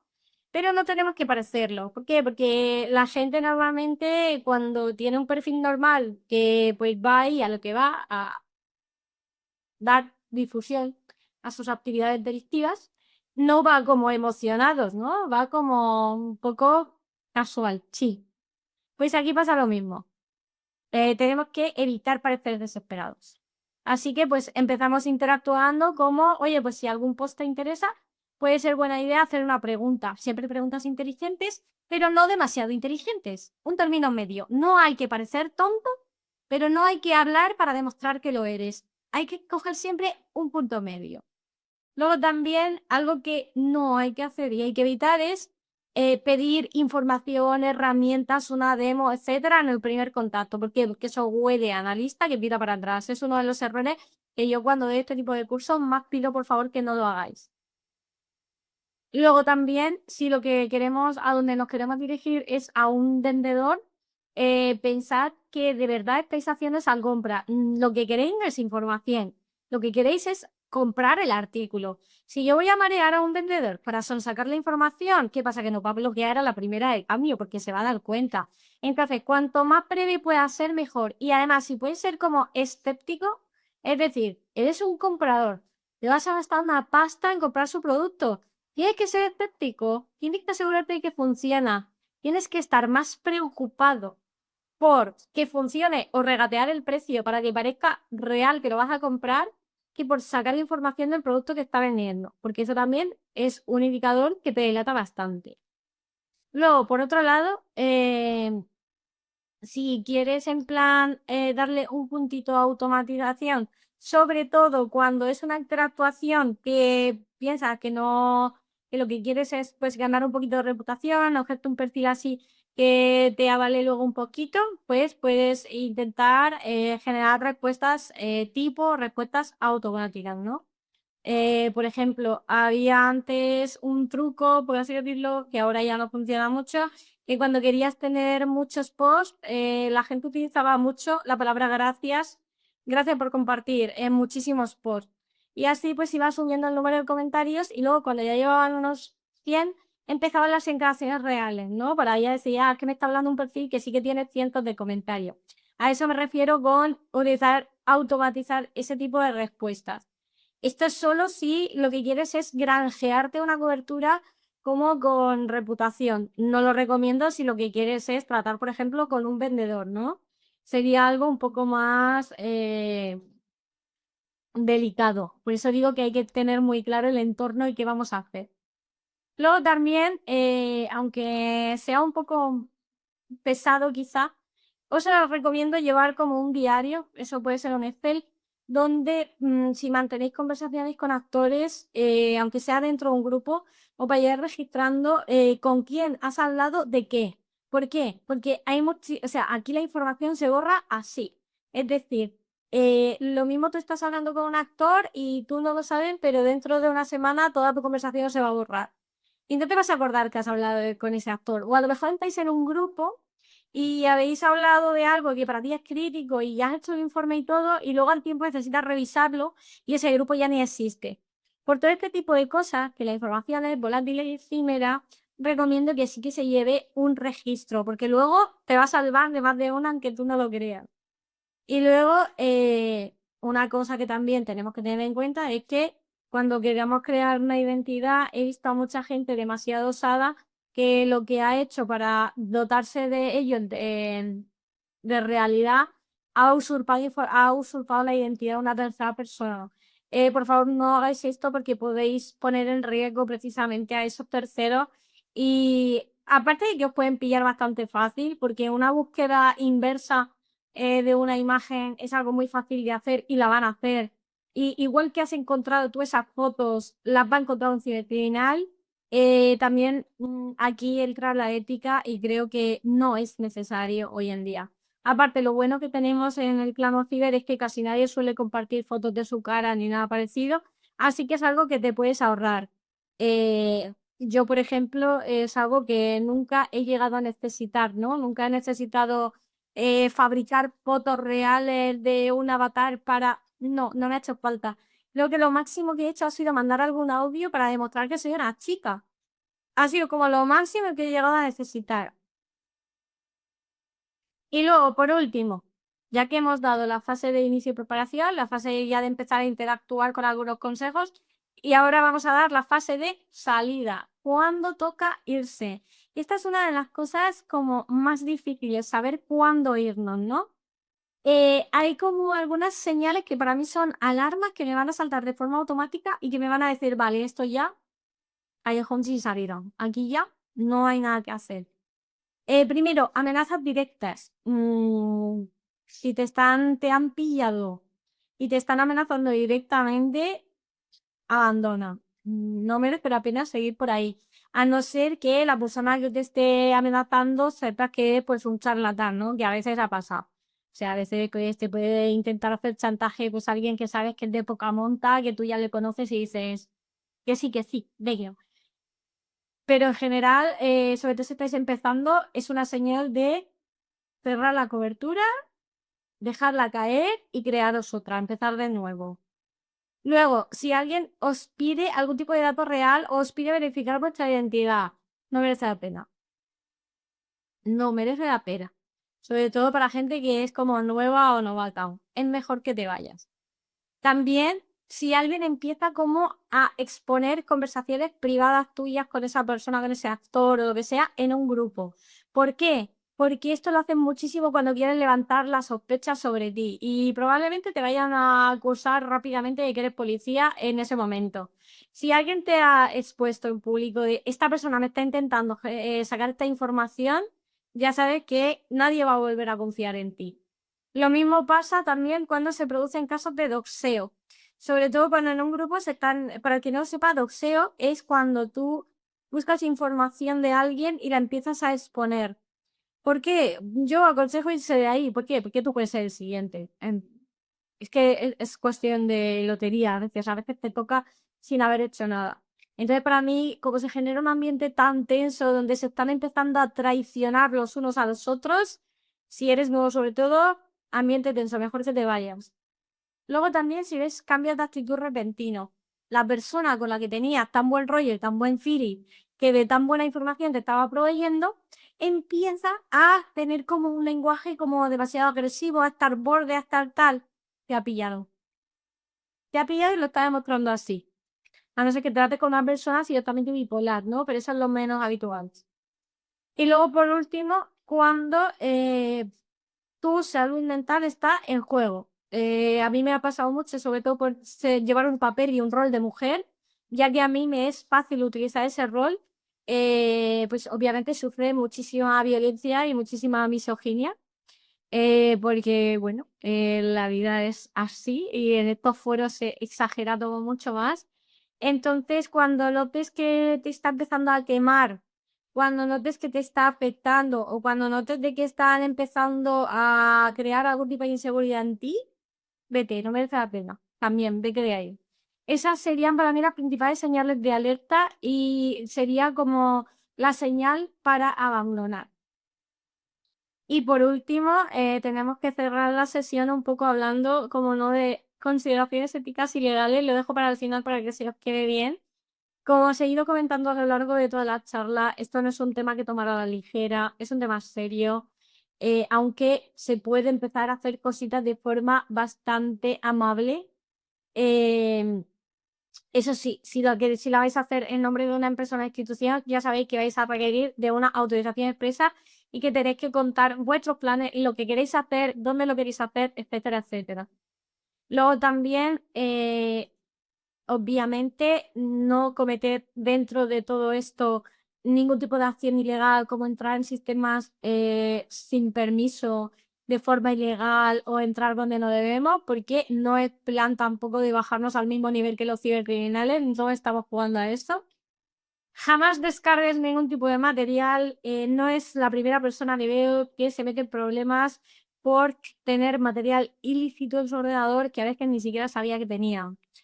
Aquí podemos encontrar material con muchísima violencia explícita, material que contiene pornografía infantil, etcétera, etcétera. De hecho, no hace mucho yo tuve que denunciar un canal donde se estaba compartiendo de forma activa material pedófilo a la Fuerza y Cuerpo de Seguridad y el caso se llegó a llevar hasta el Centro Nacional de Costa Rica, o sea que corrió lejos el caso. Lo mejor de ahí también es salir. Es, vale, yo ya he visto desgraciadamente lo que hay aquí, pues voy a denunciarlo y yo salgo de aquí. Y bueno, recordar un poco de que el fin no justifica los medios, de que hay que proteger a esas terceras personas y que esto se trata de obtener buena información, pero recordando de que no somos ciberdelincuentes, sino que somos analistas. Y hasta aquí os puedo contar, espero que os haya gustado y os haya iluminado un poco el saber que este tipo de acciones existen, de que están muy chulos y te lo pasas muy bien y que hayáis entendido un poco del contexto y sus pases y que si alguien se anima, pues os he dejado un poco la pista de cómo podríais empezar.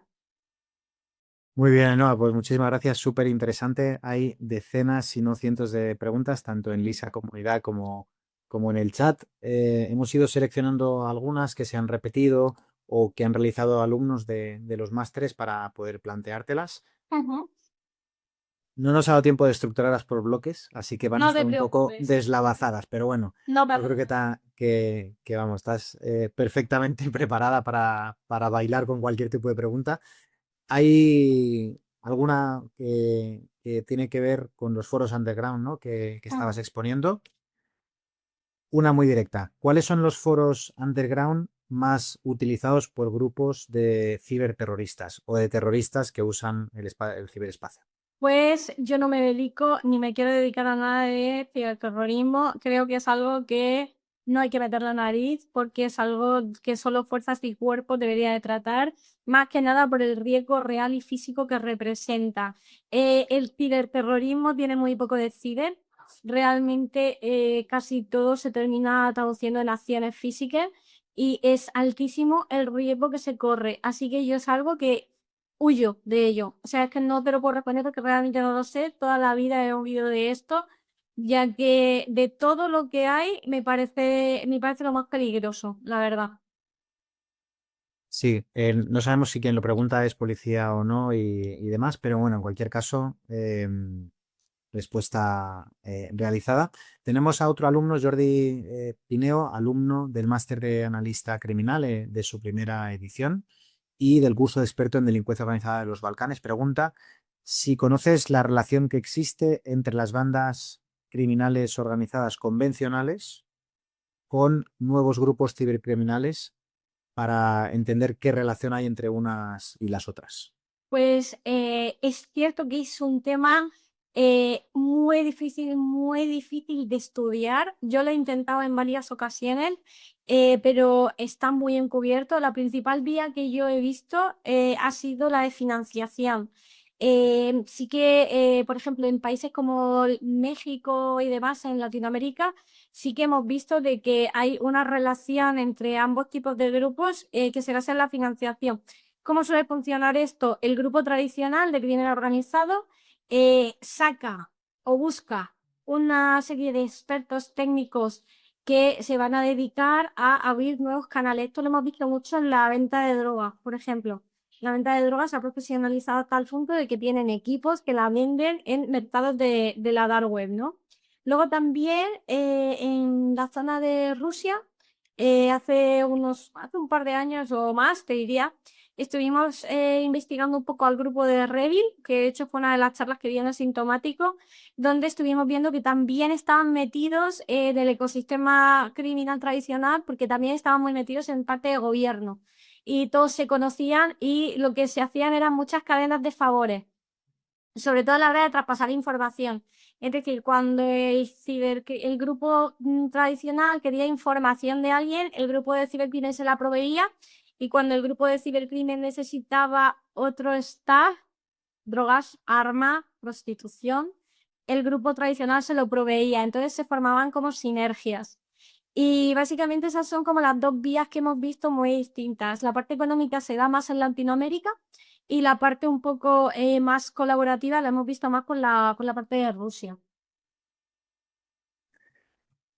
Hay otro alumno, José Ángel Vela, del máster de analista de inteligencia en su edición número 6, que está ahora acabando, que pregunta cómo se puede evaluar la confianza y la lealtad en estos grupos de cibercriminales y pone un ejemplo. Se les pide, por ejemplo, a los nuevos miembros pasar por una serie de pruebas, como puede suceder con algunos grupos organizados tradicionales, o superar algunas pruebas técnicas, o realizar algún tipo de pago para validar un poco su Sí. implicación de acceso. Se realizan todas las que has comentado. Cada grupo va a tener la suya. De hecho, por ejemplo, Lobby es uno de los grupos de ransomware más famosos. Les pide a sus afiliados que depositen un Bitcoin en concepto de confianza. ¿Por qué? Porque tú tienes que demostrar que ya tienes una carrera previa del cibercrimen y que tienes solvencia y soltura para soltar un Bitcoin así, como que, oye, que es un analista de una empresa. Raro es que una empresa te vaya a dar un Bitcoin solo para que interactúen, ¿no? Por ejemplo. Luego también a la hora de pedir esa parte de confianza, también se pide que otro del grupo que ya esté dentro de la cara por ti. Esto también es muy habitual.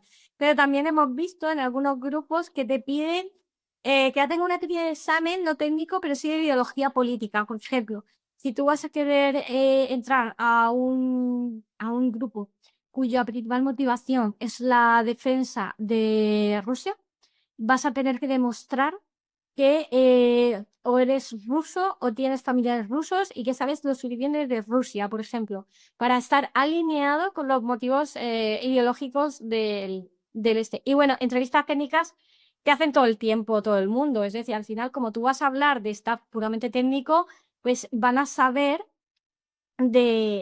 pues, oye, te van a preguntar cómo has utilizado esta herramienta o cómo has explotado esta vulnerabilidad o, oye, tengo estos logs, me echas una mano. Eso te están poniendo a prueba de forma continua, no se suele hacer tan específico.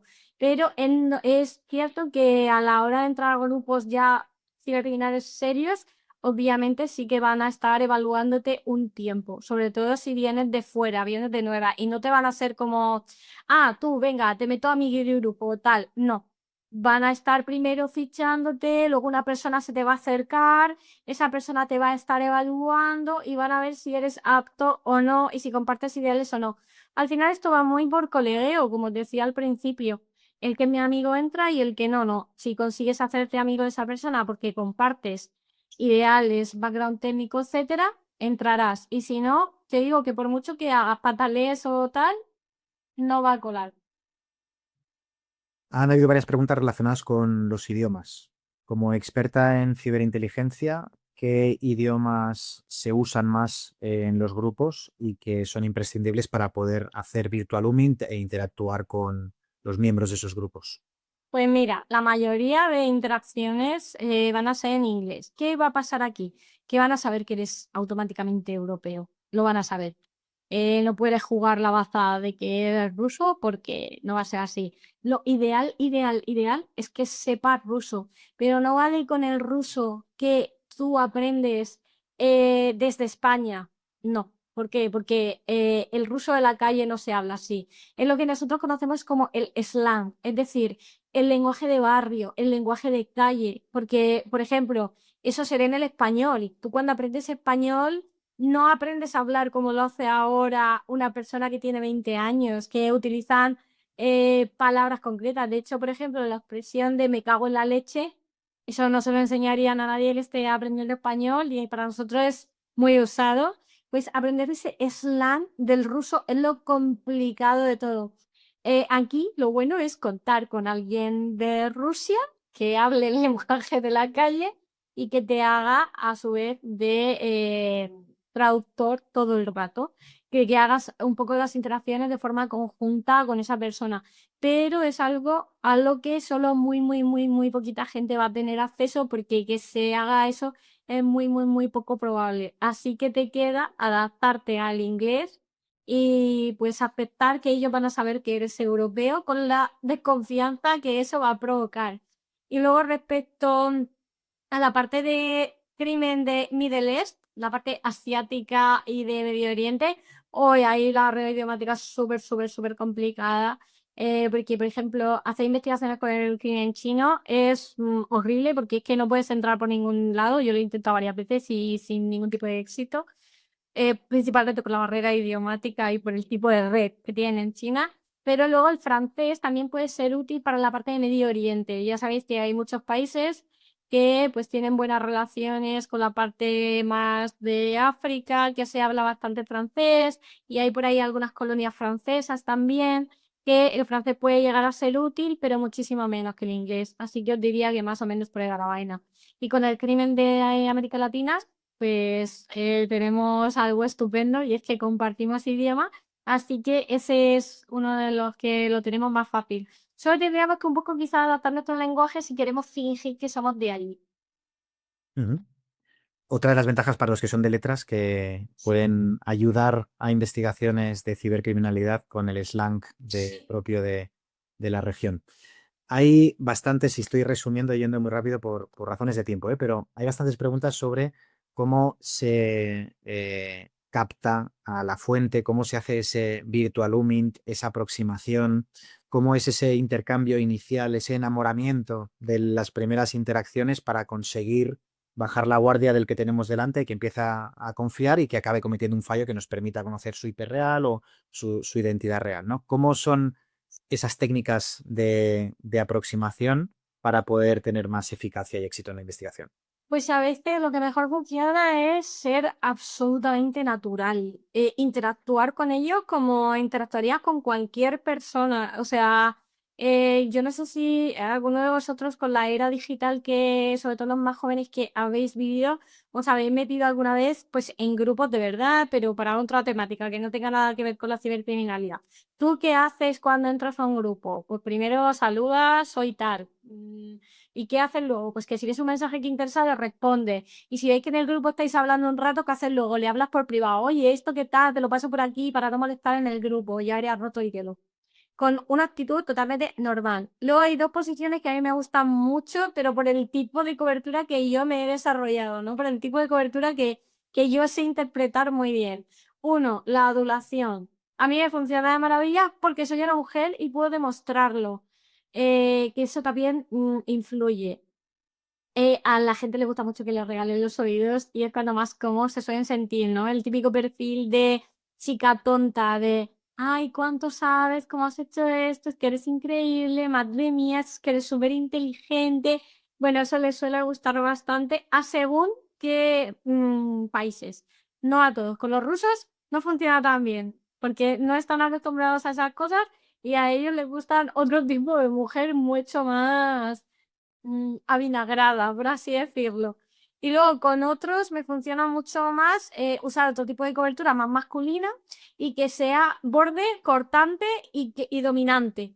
Es decir, que eres tú la voz cantante y que si le tienes que decir, con perdón por el taco que voy a saltar, cállate, es un normal, que se lo digas.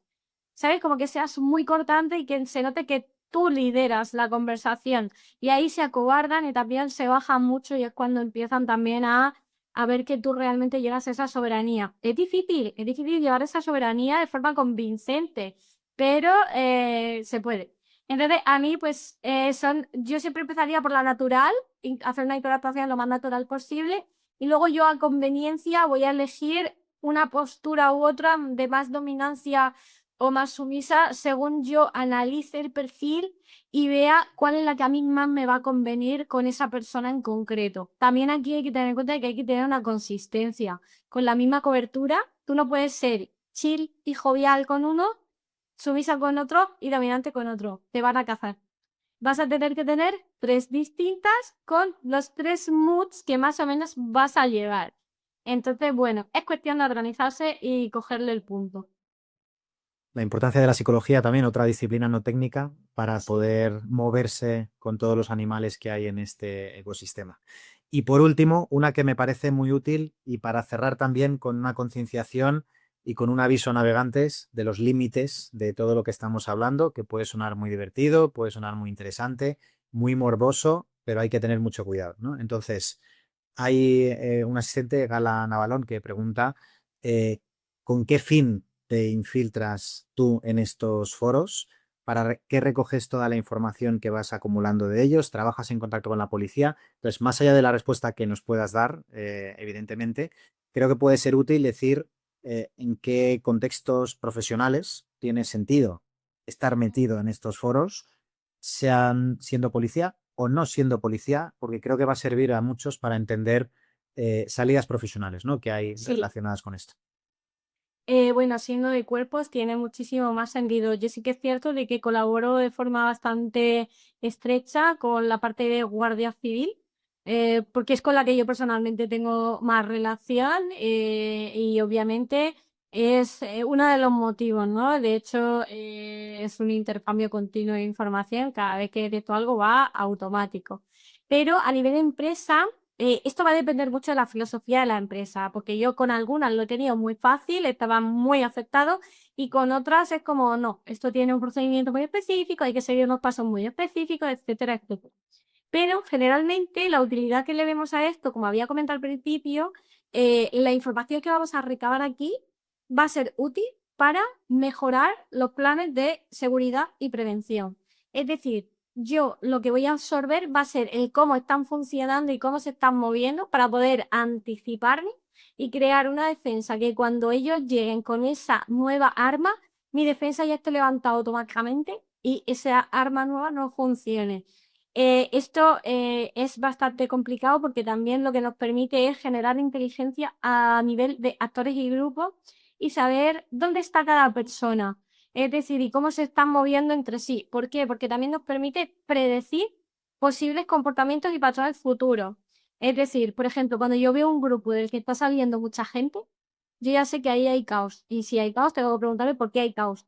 ¿Qué ha pasado ahí? Entonces, toda esa inteligencia también la vamos a generar en formato de conocimiento. Si conocemos al enemigo, más fácil nos va a ser actuar contra él.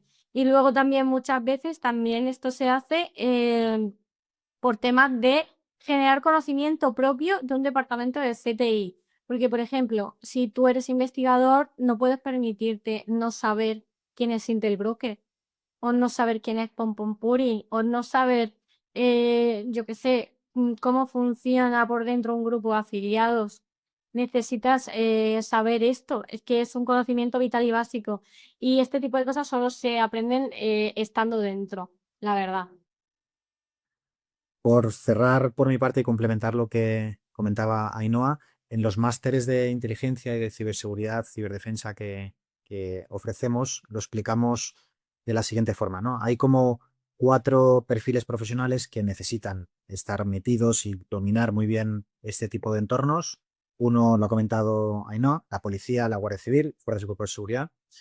Otro es Fuerzas Armadas, los militares, porque en esos foros también hay amenazas hostiles a nivel estatal o que pueden afectar a infraestructuras críticas o al propio Estado.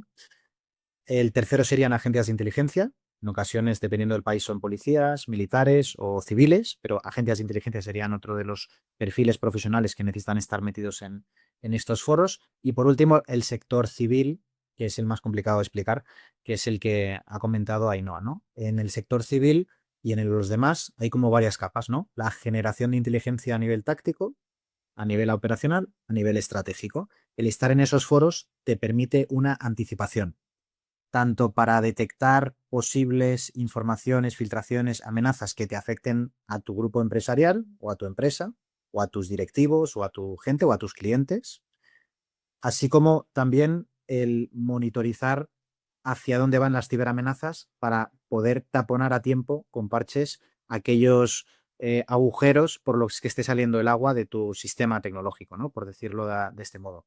Así que hay que estar metido en esos foros underground por salud, por también autoprotección, por anticipación y para poder tomar las mejores decisiones, porque de lo contrario, cuando la sangre llega al río ya es demasiado tarde y las mejores empresas son las que invierten en perfiles como Ainhoa o en empresas que ofrecen estos servicios para efectivamente tener esa capacidad táctica, operacional y estratégica que les aventaje y proteja de este tipo de amenazas tan complejas, ¿no? Para complementar un poco lo que comentaba Ainhoa y lo que siempre enseñamos a los alumnos.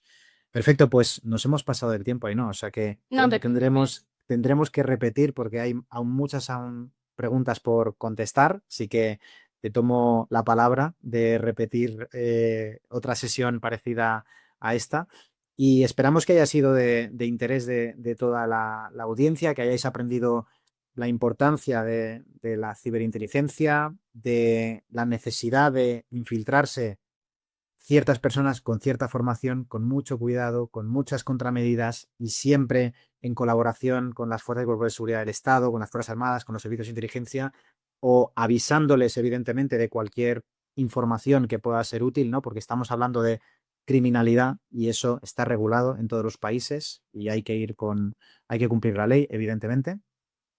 Aquellos que queráis adentraros más en el mundo del análisis, de la investigación, del cibercrimen, del análisis de inteligencia, ciberinteligencia, o que queráis especializaros en estos temas, recordaros que tenemos en LISA Institute cursos, bootcamp, másteres universitarios que abordan desde el nivel más básico, avanzado, experto o incluso másteres universitarios, todos estos temas, para que cada uno pueda escoger el itinerario académico que más le convenga en función de su disponibilidad u objetivos, ¿no?